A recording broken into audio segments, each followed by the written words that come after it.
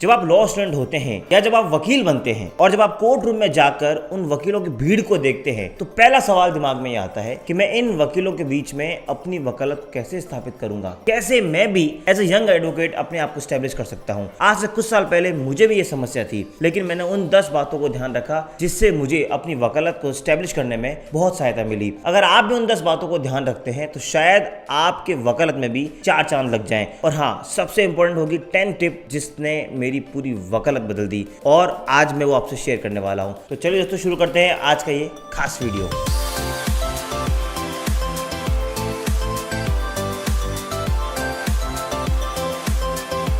Lawyer हो, business founders हो, entrepreneurs हो, एचआर हो, आप चाहे किसी भी फील्ड में हो, सबसे बड़ी समस्या होती है एग्रीमेंट को ड्राफ्ट करना और उसको एग्जीक्यूट करना। तो दोस्तों, उन सब का एक सॉल्यूशन है लॉयर इन बॉक्स। एक ऐसा टूल, एक ऐसा कोर्स जिसमें आपको मिलते हैं 6000 से ज़्यादा वर्ड और पीडीएफ फॉर्मेट में डॉक्यूमेंट्स, जिनको आप डाउनलोड कर सकते हैं और अपनी नीड के अकॉर्डिंग उसको फिल करके अपने काम को एग्जीक्यूट कर सकते हैं। तो नीचे दी गई लिंक पे क्लिक करें और इस कोर्स को आज की आज सब्सक्राइब करें। नमस्कार दोस्तों, मैं हूं आपका अपना वकील दोस्त और आपका अपना वकील भाई एडवोकेट नमन मोनोत, और आप मेरे साथ देख रहे हैं लीगल शॉर्ट्स, वो चैनल जो आपको देता है कानून जुड़ी हर छोटी बड़ी जानकारी और जागरूक करता है वकील भाइयों को अपनी वकालत में आगे बढ़ने के लिए। इस चैनल को अगर आपने सब्सक्राइब कर लिया हो तो वेल एंड गुड, नहीं किया तो पहले सब्सक्राइब करिए ताकि हम आप तक इसी तरह के इन्फॉर्मेटिव वीडियोस लाते रहें। आज हम बात कर रहे हैं उन 10 बातों को, जिन 10 बातों को अपनाने के बाद आपकी वकालत एक नई ऊंचाई पे जाने वाली है। सबसे पहली बात जो आपको ध्यान रखनी है, जितना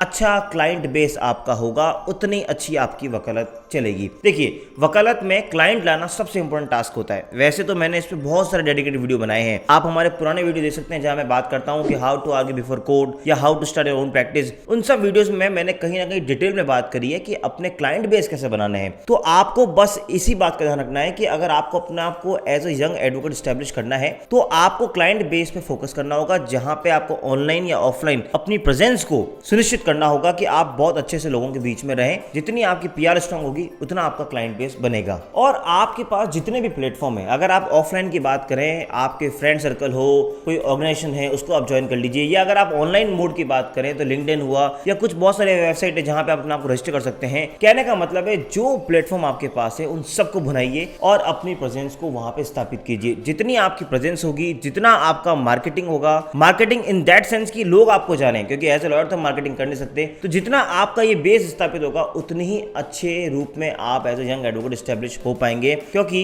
वकालत में दिक्कत ये होती है कि लोग अगर आपको जानते नहीं है तो आप तक केस नहीं ला पाएंगे, इसलिए पहले आपको बताना पड़ेगा कि मैं एक ऐसा वकील हूं। दूसरी बात जो हमको ध्यान रखनी है, सबसे इंपॉर्टेंट बात जो मैं बचपन से सुनता आया हूं, कि नाम और पहचान भले ही अपनी छोटी हो लेकिन खुद की होनी चाहिए। आपको पता है यहाँ पे भी एक बात हमारे पे अप्लाई होती है कि खुद का ऑफिस लगाएं। देखिए, जब आप वकालत में नए नए आते हैं, खुद का ऑफिस लगाने के लिए बड़ा जोर लगता है, क्योंकि पैसों की किल्लत तो होती है वकालत में। आपको पता है कि सीनियर इतना पे करते नहीं है और खुद को केस आते नहीं है, तो अपना ऑफिस कैसे लगाऊं। लेकिन अगर आपके पास कोई पॉसिबिलिटी हो कि आप खुद का ऑफिस लगा सके, भले ही छोटा ऑफिस हो, एक टेबल एक कुर्सी हो, और अगर आप छोटी सी आपको कोई जगह मिल जाए तो अपना ऑफिस स्टैब्लिश कीजिए। क्योंकि अगर आपका खुद का ऑफिस होगा तो ये आपको एक नई पहचान बनाने में बहुत सहायता देगा। मैं जब वकालत में आया था तो मैंने फर्स्ट डे से ट्राई किया था कि मेरा एक अपना ऑफिस हो जहां मैं बैठूं और अपने क्लाइंट को अपना एड्रेस दे सकूं, क्योंकि जब तक आप एक प्रॉपर एड्रेस क्लाइंट को नहीं देते तब तक हो सकता है क्लाइंट आप पे विश्वास ना दिखाएं। और एक बहुत अच्छी बात, अगर आपको लगता है कि यार मेरे पास इतने पैसे नहीं है कि मैं अपना खुद का एक ऑफिस सेटअप करूं, तो यहाँ पे एक आपको ऑल्टरनेट बताते हैं। आप एक काम करिए, आपके 3-4 लाइक माइंडेड लोगों के साथ आप एक छोटी सी जगह किराया ले लीजिए और वहां पे आप अपने पार्टीशन लगा के 3-4 दोस्त बैठिए। जरूरी नहीं है कि आप लॉ फील्ड से लें, आप चाहे तो दूसरे फील्ड से भी हो तो बढ़िया, नहीं हो तो भी लॉ फील्ड से भी बढ़िया। कुल मिला के अगर आप इस तरह से 3-4 लोग साथ में बैठेंगे या एज अ फर्म बैठेंगे तो आपका जो खर्चा है वो बढ़ जाएगा और इससे आपके जो डेली एक्सपेंसेस हैं वो कम हो जाएंगे और आपको अपने आप को ऑफिस स्टैब्लिश करने में बहुत सहायता मिलेगी। तीसरी बात, जहां हम इससे आगे बढ़ते हैं और बात करते हैं कि जब आपने अपना ऑफिस बना लिया तो थोड़ा सा खर्चा और करिए और अपने नाम से विजिटिंग कार्ड छपाइए, अपने नाम से फाइल छपाइए, अपने नाम से एनवेलप और लेटर पैड छपाइए। देखिए, प्रिंटिंग में 2, 5, 10 हज़ार का खर्चा आता है, इससे ऊपर खर्चा नहीं आता है। अगर आपको कभी एक अच्छे क्लाइंट की फीस आ रखी है और आपको अगर उसको कहीं खर्च करना है तो सबसे बेस्ट तरीका है उसको खर्च ना करके इन्वेस्ट करिए अपने आप की ब्रांडिंग में। तो आप सबसे पहले अपना विजिटिंग कार्ड, एनवेलप और लेटर इस तरह से छपाएंगे तो इससे आपको फायदा मिलेगा, क्योंकि जब आप कहीं जाएंगे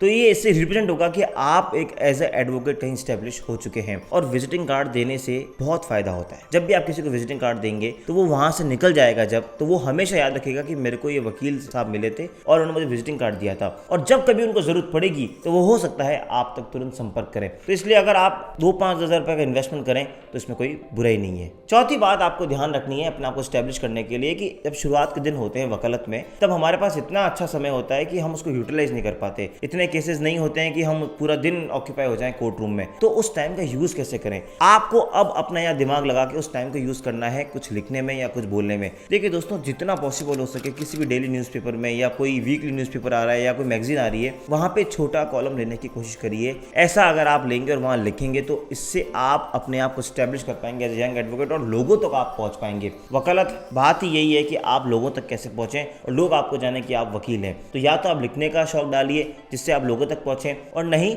तो जो छोटे मोटे आपके शहर या समाज में कोई प्रोग्राम होते हैं उसमें आप स्पीकर बन के जाइए, या आपको अगर मौका मिले अपनी बात रखने का तो अपनी बात को बड़े बेबाकी से रखिए, क्योंकि आप जितना बोलेंगे और जितना लिखेंगे उतना ही आप लोगों के नजदीक पहुंचेंगे, और जितना आप लोगों के नजदीक पहुंचेंगे उतना ही आप अपने आप को as a young advocate establish कर पाएंगे। अब मैं आपको मेरा एक्सपीरियंस शेयर करूं तो जब मैं एक इंटर्नशिप कर रहा था तो मेरे एक सीनियर ने कहा था कि अगर आपके पास वकालत के शुरुआती दिनों में टाइम है तो why don't you right a book, आप अपनी बुक लिखिए। बुक लिखने से ये होगा कि लोगों में संदेश जाएगा कि ये बच्चा पढ़ता है, और जब ये संदेश जाएगा कि आप पढ़ने लिखने वाले हो तो शायद आप अपने आप को बहुत एस्टैब्लिश कर पाओगे। तो मैंने बुक लिखी और इसका मुझे बहुत पॉजिटिव इंपैक्ट मिला, क्योंकि जहां मैं प्रैक्टिस करने आया वहां मुझे इस बात का एक एज मिला कि यस मैंने एक बुक लिखी है, और लोग मुझे जानते थे कि yes this person is a author. तो इस बात से बहुत फर्क मिलता है। और रही बात प्रोग्राम में जाने की, बोलने की, तो मैंने जितना हो सका जितने प्रोग्राम्स में गया और अपनी प्रेजेंस को वहां सिक्योर किया और लोगों के बीच में जाके बोला और अपनी बात को बड़े बेबाकी से रखी। जितना मैंने जाके बोला, लोगों ने सुना, उतना ही मेरे कनेक्शंस बने और लोग मुझे जानने लगे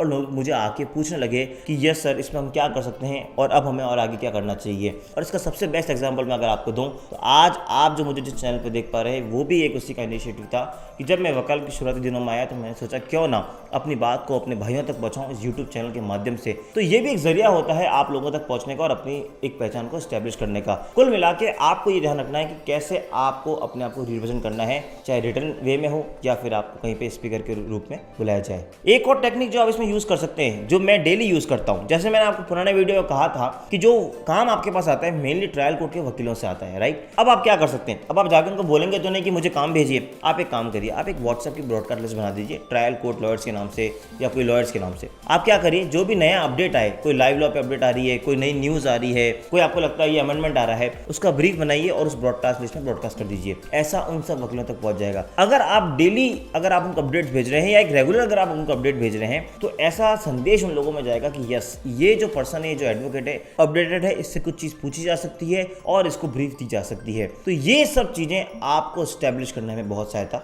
देगी। पांचवी बात जो आपको एस्टैब्लिश करने में मदद करती है वो ये है कि कंटेंट। अल्टीमेटली आप कितना भी अपना विजिटिंग कार्ड छपा लें, ऑफिस बना लें, अगर आपके पास कंटेंट नहीं है तो लोग आपसे नहीं जुड़ेंगे। और कंटेंट कैसे लाएं जिंदगी में, और वो उसके लिए है कि आपको day to day current affair से अपडेट रहना होगा। लॉ फील्ड में आने वाली कुछ भी अमेंडमेंट या जजमेंट से आपको अवेयर होना पड़ेगा। इसके लिए आज से एक आदत डाल दें कि मैं रोज एक सुप्रीम कोर्ट का जजमेंट पढ़ूंगा और जितना हो सकता है मैं लॉ के डिफरेंट सेक्शन या बहुत सारे जो लॉ है उनको पढ़ने की कोशिश करूंगा। अगर आप डेली अपडेटेड हैं, अगर आपको पता है कि इस देश की हाई कोर्ट और सुप्रीम कोर्ट क्या लॉ को फॉलो कर रही है, क्या डिसाइड कर रही है, तो इससे आपको अवेयर रहने में बहुत मदद मिलेगी। और जब आप अवेयर रहेंगे तो लोगों के बीच में कोई डिस्कशन हो रहा होगा या लोग कभी आपसे कुछ पूछेंगे तो आप अपनी बात तो उनके सामने रख सकते हैं कि नहीं इस पॉइंट पर ये लॉ है। और जब लोगों में ये संदेश जाएगा कि यस इस पर्सन को पता है तो वो आपको बहुत अलग तरीके से लेंगे। मैं हाल ही में आपको मेरा रिसेंट का एक एक्सपीरियंस शेयर करूं। एक जब कोर्ट में मैं कहीं आर्ग्यूमेंट हो रहा था, मैं भी वहीं खड़ा था। ऑनरेबल कोर्ट के पास कोई क्वेरी आई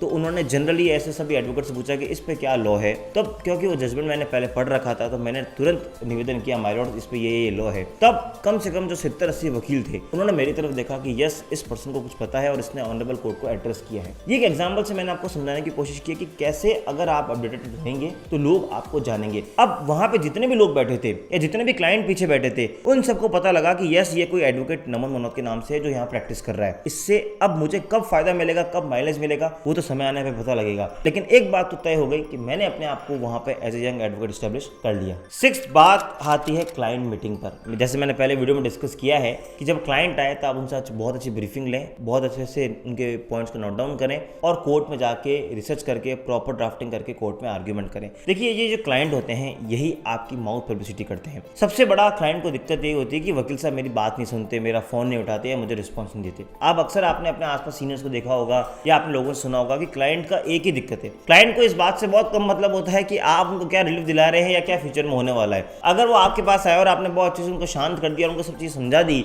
और उनकी बात सुन ली अगर एक बार, तो शायद उनका आधा काम वहीं हो चुका होता है। अब जैसे हम डॉक्टर्स हमें नहीं कहते कि सर डोंट वरी आपके पेशेंट एकदम ठीक हैं, तो हमें आधी शांति वहीं मिल जाती है। उसी तरह वकील भी अगर ये कह दें अपने क्लाइंट को कि यस आपका काम हो जाएगा अगर होने लायक हो तो, और उनको थोड़ी सांत्वना दे दे कि यस इसमें चिंता की बात नहीं है और उनकी सारी बात सुन ले, तो बहुत फर्क पड़ेगा। और ये जो आपका गेस्चर है वो बहुत आपको आगे लेके जाता है, क्योंकि यही क्लाइंट होते हैं जो समाज में जाके या आप दोस्तों के बीच में जाके बताते हैं कि ये मेरे वकील साहब के पास गया, उन्होंने बहुत अच्छे सुना, मुझे बहुत अच्छे से बताया और अब मेरा ये मानना है कि आप लोगों को भी अपने केस वहाँ देने चाहिए। तो एक छोटी सी इस टेक्निक से भी आप अपने क्लाइंटों तक एक बात पहुँचा सकते हैं और अपने समाज तक ये बात पहुँचा सकते हैं कि आप एक एज ए यंग एडवोकेट हैं जो बहुत अच्छा कर सकते हैं। सातवीं बात जो अब हम ध्यान रखना है अपने आप को यंग एडवोकेट में स्टैब्लिश करने में, देखिए जब आप शुरुआत में आते हैं तो ऐसा नहीं कि सिर्फ कोर्ट के ही काम होते हैं। हम ऐसे सोचते हैं कि वकील कौन होता है जो कोर्ट में जाके आर्गुमेंट करता है, कोर्ट में बहस करता है। अरे इसके अलावा बहुत सारे काम होते हैं, नॉन लिटिगेशन के भी काम होते हैं। आप क्यों ना अपने आप को ट्रेडमार्क अटॉर्नी बना लेते हैं जहां पे आप लोगों के ट्रेडमार्क फाइल करेंगे।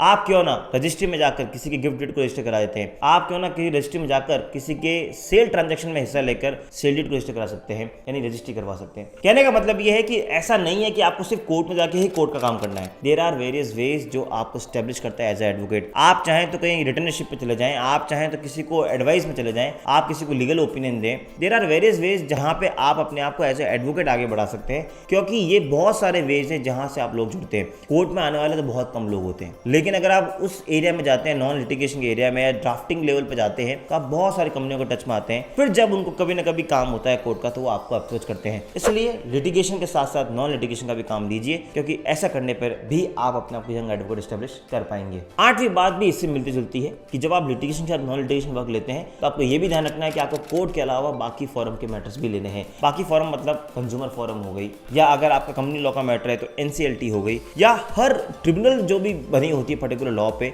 आप वहां जाने की ट्राई कीजिए। आपको ऐसा नहीं करना है कि मैं सिर्फ कोर्ट ही जाऊंगा वहीं के मैटर करूंगा। आपको जहां अपॉर्चुनिटी मिले वहां पे जाके अपने आर्गुमेंट्स कीजिए, क्योंकि अल्टीमेटली कहीं भी हो मैटर तो हाई कोर्ट या सुप्रीम कोर्ट आना है, वहां से अपील वहां पे आएगी, तो वहां भी आपके क्लाइंट बेस बनता है जो आपको वहां पे खींच के लाता है। इसलिए आप शुरुआत के दिनों में अगर पॉसिबल हो तो जितनी फॉरम में हो वहां जाइए, इससे आपको एक्सपीरियंस भी मिलेगा और अपने आप को आप वहां पे यंग एडवोकेट के रूप में स्टैब्लिश कर पाएंगे। तो ये वो 8 मेन बातें थी जो आपको टेक्निकली ध्यान रखनी है। और अब जो 2 बातें हैं जो मेरा एक्सपीरियंस है, जिसके लिए मैंने आपको इस पूरे वीडियो को एंड तक देखने को बोला था, वो अब शुरू होती है कि 9th बात जो आपको ध्यान रखनी है हार्ड वर्क की। दोस्तों कड़ी मेहनत का कोई विकल्प नहीं होता है। जितनी वकालत में आप मेहनत करोगे उतना ही आप अपने आप को ग्रो कर पाओगे। देखिए दोस्तों, आपने कॉलेज में चाहे कितना पढ़ा हो नहीं पढ़ा हो, इससे इतना फर्क नहीं पड़ता। इंपॉर्टेंट ये होता है कि जो ब्रीफ आप अपने हाथ में लेते हैं या जिस मैटर के अंदर आप अपना वकालतनामा फाइल करते हैं, उस फाइल को जब आप कोर्ट में आर्ग्यू करने जाएं तो उससे पहले उस फाइल का हर एक अक्षर, मैं दोस्तों वापस रिपीट करूंगा,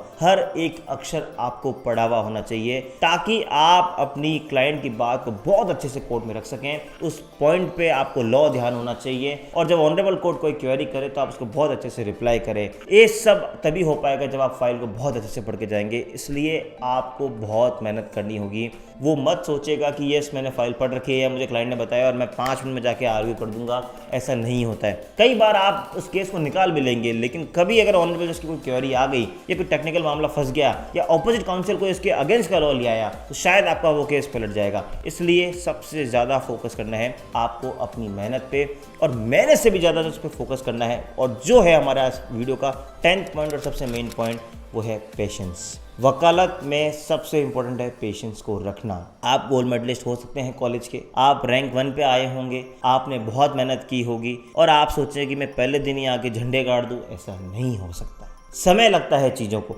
हाँ, वो ज़माने गए जब बहुत साल लगते थे अपने आप को स्टैब्लिश करने में, और अब आज के आधुनिक युग में हम बहुत जल्दी अपने आप को स्टैब्लिश कर पा रहे हैं। लेकिन फिर भी जैसे फल को पकने में समय लगता है, उसी तरह आप भी अपने आप को जब ऐसे यंग एडवोकेट वहाँ पे पेश करेंगे, स्टैब्लिश करेंगे, उसमें एक समय लगेगा। आपको अपना धैर्य नहीं खोना है। इस प्रोसेस में 2 साल, 4 साल, 5 साल, 7 साल, हमें नहीं पता कितना लग सकता है। ये सब डिपेंड करता है आप पे या आपकी परिस्थितियों पे या आप जिस कोर्ट में प्रैक्टिस करने जा रहे हैं वहाँ पे। इसलिए आपको धैर्य नहीं खोना है। Patience is the final key to success to establish as a young advocate. ये 10 बातें आप अगर ध्यान रखेंगे तो आप अपने आप को एज ए यंग एडवोकेट बहुत अच्छे से स्टैब्लिश कर पाएंगे। मुझे पूरा विश्वास है कि आज आपको इन 10 बातों को जानकर एक बहुत मजा आया होगा, और मेरा ऐसा मानना है कि 10 में से अगर एक भी बात आपने अपना ली तो शायद आपकी वकालत में एक नया निखार आएगा। फिर भी आपको लगता है कोई समस्या है, कोई डाउट है, मुझे कमेंट में जाके बताइए। चैनल को सब्सक्राइब करिए ताकि हम आप तक इसी तरह के इन्फॉर्मेटिव वीडियोस लाते रहें। मिलेंगे अगली बार फिर किसी इन्फॉर्मेटिव वीडियोस के साथ। तब तक के लिए जय हिंद, जय भारत।